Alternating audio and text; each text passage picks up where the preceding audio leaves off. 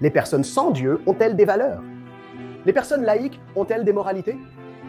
Ouais, non seulement ils en ont, mais ils en ont en abondance.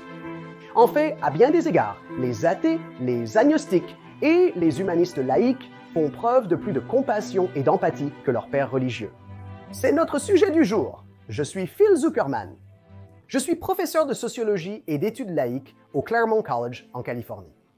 Et aujourd'hui, je vais en partie parler de certains des arguments que je fais et de certaines des données que je passe en revue dans mon livre « Ce que signifie être moral, pourquoi la religion n'est pas nécessaire pour mener une vie éthique ». Alors que je filme ceci, le Moyen-Orient s'enfonce dans une spirale mortelle. Des nuages sombres planent et s'assombrissent de plus en plus. Tant de souffrances, tant de douleurs, tant de bains de sang. Comme c'est généralement le cas, ce sont les civils palestiniens qui souffrent le plus. Mais ce qui est intéressant de mon point de vue, c'est que si vous remarquez, quel est le rôle de la religion ici? Du côté palestinien, musulman ou arabe, ce sont en fait les musulmans les plus fervents, fanatiques et fondamentalistes qui croient le plus dévotement en leur vérité de divinité et Allah et Muhammad et le Coran qui sont à la tête de la violence la plus intense contre leurs ennemis, qui intensifie le conflit, qui intensifie la violence. De même pour les Israéliens ou les Juifs. Ce sont les Juifs les plus fanatiques, fervents, fondamentalistes, messianiques du gouvernement israélien du cabinet et leurs partisans qui poussent le plus au carnage, qui commettent le plus d'atrocités sur les civils. Donc, vous avez ces deux côtés en guerre, tous deux croyant fermement que Dieu ou Allah est de leur côté. Et ce sont en fait les personnes non religieuses dans les deux camps, les laïcs, qui sont en réalité les plus raisonnables, qui cherchent le plus une résolution humaine le plus tôt possible. Mais je m'emballe. Revenons en arrière un instant. Comme vous le savez probablement, le stéréotype négatif numéro 1 que les gens ont des athées est qu'ils n'ont pas de morale. Après tout, si vous ne croyez pas en une divinité magique, invisible, qui va vous envoyer au paradis ou en enfer, comment pouvez-vous être une bonne personne? Eh bien, j'ai passé la majeure partie de ma vie à essayer de déboulonner cette idée fausse. Et je ne l'aborde pas d'un point de vue philosophique abstrait. Vous savez quelle est la nature de la moralité. L'ontologie de l'éthique soulève des questions sur ses origines. Il y a eu de nombreuses recherches sur ce sujet complexe et fascinant. Mais je suis intéressé à voir comment les gens vivent et expriment leur moralité ici et maintenant sur Terre. Et ce que vous trouverez, c'est que toutes les sciences sociales que nous avons nous montrent en réalité, sur question après question, que les athées, les agnostiques et autres personnes sans Dieu sont en réalité plus moraux que vous pourriez le penser, et dans de nombreux cas plus moraux que les personnes fortement religieuses. Et vous pouvez y penser si vous voulez juste en termes d'individus, parce que beaucoup de gens oublient cela. Quand ils pensent aux phares moraux de l'histoire, ils ont tendance à penser aux personnes religieuses, c'est compréhensible. Quand vous pensez à, vous savez, la personne la plus morale, c'est souvent Martin Luther King, un pasteur chrétien fort. Pour chaque Martin Luther King, il existe un Nelson Mandela, fortement laïque, ou un William Edward Burgard Dubois. Certaines personnes, si elles ne pensent pas à Martin Luther King, elles pensent à, vous savez, qui est une personne moralement juste? Gandhi. Vous pouvez parier. Mais pour chaque Gandhi spirituel, il y a un Nehru farouchement laïque ou un Harvey Milk d'ailleurs. Parfois, c'est Mère Teresa, une nonne très juste qui s'est dévouée à prendre soin des orphelins mourants en Inde. Mais pour chaque Mère Teresa, il y a un Bernard Kouchner, le fondateur de Médecins sans frontières, qui, je déteste le dire, mais a probablement sauvé beaucoup plus de vies dans le monde que les orphelinats de Mère Teresa, vous savez. Et pourtant, où Mandela, Dubois, Harvey Milk et ces autres véganes moraux, où obtiennent-ils leurs valeurs? C'est ancré dans leur humanisme laïque. Et en réalité, il n'est pas vraiment utile de parler d'individus comme je l'ai fait, car on peut toujours trouver une personne religieuse incroyablement morale et une personne laïque incroyablement morale. Et vous pouvez trouver des escrocs des deux côtés. Donc, en tant que scientifique social, je suis en réalité plus intéressé par la vue d'ensemble, les grands schémas, les moyennes, les corrélations significatives. Alors, commençons par la vue d'ensemble. Pour parler de valeurs laïques, il faut commencer par la plus importante en politique, la démocratie. Le plus grand cadeau que nous nous sommes jamais fait est probablement un gouvernement par le consentement des gouvernés. Pourquoi dis-je que c'est un cadeau? parce que vous ne trouverez aucune défense de la démocratie dans les grandes religions. Vous ne le trouverez dans aucun texte sacré, ni dans la Torah, ni dans le Talmud, ni dans la Bible, ni dans le Coran, les Upanishads, l'Adi Granth Sahib, vous nommez-le. L'idée que nous pouvons nous gouverner et nous diriger nous-mêmes est une valeur humaine. Et c'est une valeur laïque. Et c'est vraiment l'un des cadeaux les plus incroyables que nous nous sommes, comme je l'ai dit, légués. Et cela ne vient pas de la religion. Mais passons maintenant aux personnes laïques réelles. Étudier les êtres humains et la culture laïque est véritablement le travail de ma vie. Et qu'est-ce qu'on y trouve? Donc, nous avons beaucoup de sciences sociales sur les opinions des gens, sur les valeurs, l'éthique, la morale des gens, les positions qu'ils prennent sur les questions dominantes du jour. La plupart provient des démocraties occidentales, mais aussi de certaines démocraties orientales. Il n'y a vraiment pas de science sociale viable dans aucune des dictatures parce que les gens ne sont pas libres d'exprimer ce qu'ils croient vraiment dans ces sociétés. Donc, la plupart de cela vient des démocraties où la science sociale est plus viable. Alors, que trouvons-nous sur le problème, après le problème, après le problème? Les gens sans Dieu prennent la position la plus morale. Commençons par le racisme évident. Les gens d'apparence différente ne devraient pas être traités différemment. L'apparence n'est pas équivalente au caractère, pourtant cela a longtemps été un fardeau dans notre monde.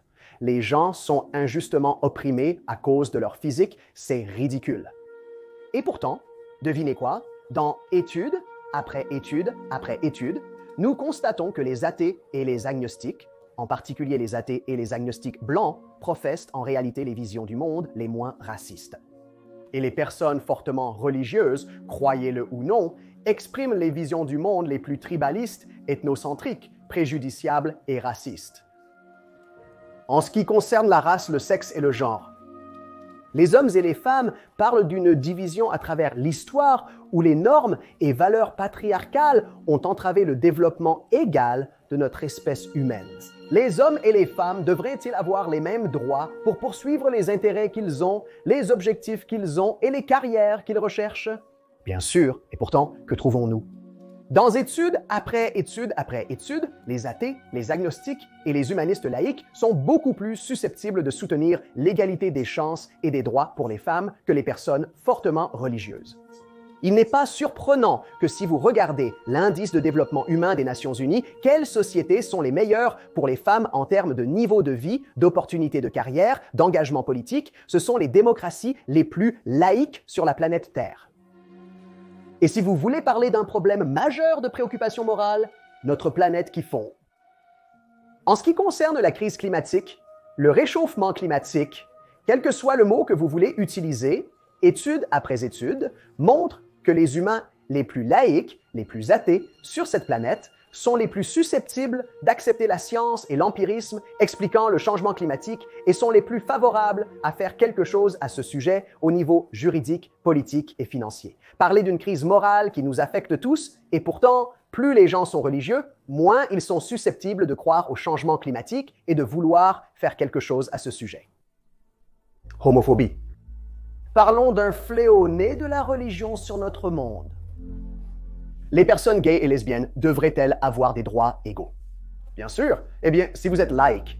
En fait, en ce qui concerne les droits des gays, des lesbiennes et des transgenres, les personnes laïques, sans Dieu, sont les plus soutenantes, acceptantes et empathiques, et les personnes fortement religieuses sont les moins. Peine de mort, parler de compassion, parler de miséricorde. J'ai grandi en croyant que la miséricorde était une grande valeur du christianisme. En islam, on parle souvent d'Allah le miséricordieux. Pourtant, on constate que les personnes laïques sont bien plus opposées à la peine de mort. Et les personnes qui croient fortement en Dieu, que ce soit fortement musulmanes ou fortement chrétiennes, sont les plus favorables à la peine de mort. C'est assez ironique quand on y pense. Et concernant les immigrants et les réfugiés, devrions-nous nous soucier des personnes qui fuient la persécution, la guerre, la pauvreté? Encore une fois, on penserait que les religieux seraient les plus accueillants. Ce n'est pas ce que nous trouvons. Dans étude après étude, partout dans le monde, moins une personne est religieuse, plus elle est susceptible d'ouvrir les portes aux immigrants et aux réfugiés. Et plus ils sont religieux, plus ils veulent être restrictifs. L'autonomie corporelle des femmes, vous savez de l'affaire là-bas. Les athées, agnostiques et humanistes sont les plus favorables à ce que les femmes contrôlent leur corps et leur système reproductif, contrairement aux religieux qui s'y opposent le plus. Et qu'en est-il simplement de frapper les enfants? Nous avons des données à ce sujet. Qui est le plus susceptible de battre ses enfants et de soutenir le châtiment corporel? Les personnes fortement religieuses. Qui est le plus susceptible de s'y opposer? Les personnes fortement laïques. Et qu'en est-il des armes à feu? Qui est le plus favorable à ce que tout le monde ait des armes semi-automatiques? Laissez les adolescents avoir des armes. Les plus religieux, tandis que les plus laïques, adoptent une approche plus saine et humanitaire en matière de sécurité des armes à feu. Même les droits des animaux. Comment devrions-nous traiter les autres êtres vivants doués de sensibilité sur cette planète? Le même schéma se maintient. Les plus religieux sont les moins favorables aux droits humains des animaux et les plus laïques sont les plus favorables. Je pourrais continuer, mais vous devriez maintenant voir que le schéma est clair, les moyennes sont claires, les corrélations sont claires. Alors pourquoi cette différence? Comment l'expliquons-nous? Il y a de nombreux facteurs impliqués. Il n'y aura pas une seule chose, mais ce que ma recherche a montré, ainsi que d'autres, c'est que comment fondez-vous votre moralité pour beaucoup de gens religieux? Certainement pas tous, pour beaucoup de gens religieux. Leur système moral est basé sur l'obéissance, le respect des règles. Obéir à une autorité externe, soit imaginée, soit réelle. Les personnes laïques n'abordent pas les choses de cette manière. Qu'est-ce qui les guide? La compassion, l'empathie. Ces actions causent-elles ou soulagent-elles la souffrance? C'est aussi simple que ça. Et c'est intéressant parce que les visions du monde religieuse et séculières racontent une histoire sur l'humanité et comment nous sommes liés les uns aux autres. Du point de vue religieux, qu'il soit juif, musulman, chrétien, l'idée est qu'il y a un Dieu Père et que nous sommes tous les enfants de ce Dieu et donc nous devrions nous aimer les uns les autres. C'est une belle histoire. Du point de vue séculier, on l'appelle l'évolution darwinienne. Nous descendons tous d'ancêtres biologiques communs. Nous sommes tous des primates descendus d'ancêtres primates communs. Donc, en ce sens, nous sommes frères et sœurs génétiquement, non pas dans un sens spirituel, mais en réalité, dans nos gènes, dans notre génétique, nous sommes une seule espèce. Ce qui est intéressant, c'est de voir comment ces deux histoires se déroulent. Ce que l'on trouve en réalité, c'est que la notion religieuse selon laquelle nous sommes tous frères et sœurs ne fonctionne pas si bien. En fait, les personnes religieuses ont tendance à être plus ethnocentriques, plus tribalistes, plus xénophobes et plus centrées sur le groupe interne et externe. Alors que les personnes laïques qui acceptent l'évolution darwinienne ont tendance à être plus ouvertes à l'unité de notre espèce, à notre connexion avec d'autres espèces, et cela se reflète dans le monde réel. Ce que l'on obtient en réalité, c'est plus de compassion, plus d'empathie et des systèmes plus justes sur la planète Terre qui sont ancrés dans les valeurs morales laïques telles qu'elles se vivent et se manifestent dans le monde d'aujourd'hui. Merci beaucoup. Pour soutenir la création de plus de vidéos de ce type, vous pouvez faire un don via notre page Patreon. Vous aurez également un accès anticipé aux vidéos et mises à jour de la chaîne. Vous aurez aussi accès à notre serveur Discord où vous pourrez discuter et débattre avec les autres membres de notre communauté. Le lien vers le document est dans la description de la vidéo.